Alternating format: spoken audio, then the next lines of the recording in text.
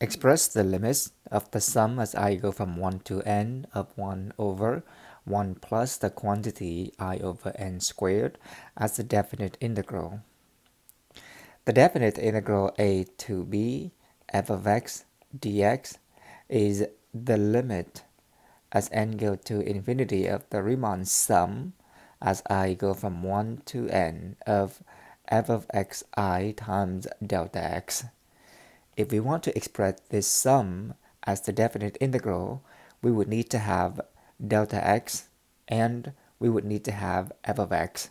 In this case, delta x is not explicitly stated and the lower and the upper limit of integrations are not given.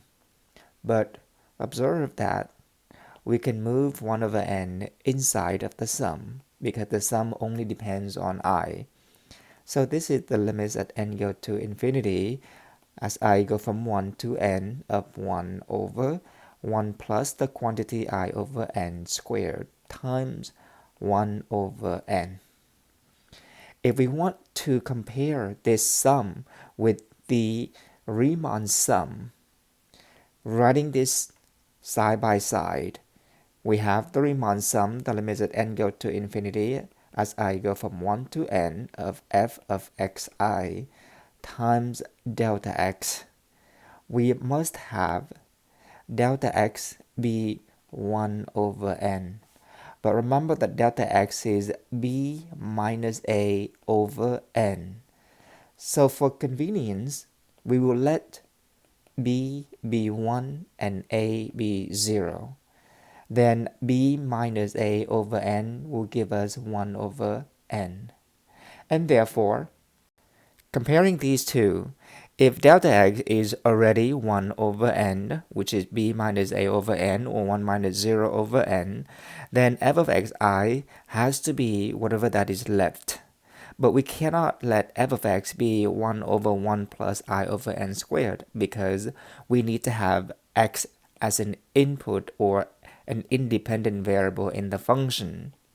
But observe that if delta x is b minus a over n, which is 1 over n, then xi is a plus I times delta x.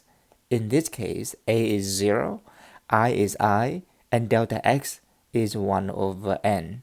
So I over n is delta x. What this means is that we can substitute I over n with xi. And so the function that we will need is f of xi equals 1 plus xi squared.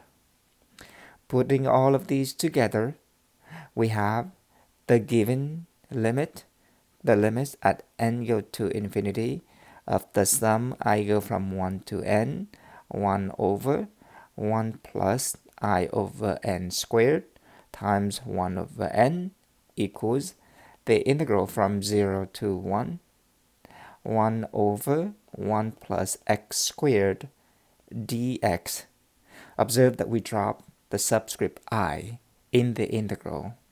In this case, dx is the delta x, and delta x is b minus a over n, or 1 over n. The formula that we will use every time is that delta x is always b minus a over n for us. Xi is always going to be a plus I delta x. We simply use the right endpoints. Therefore, f of xi is f of a plus I delta x.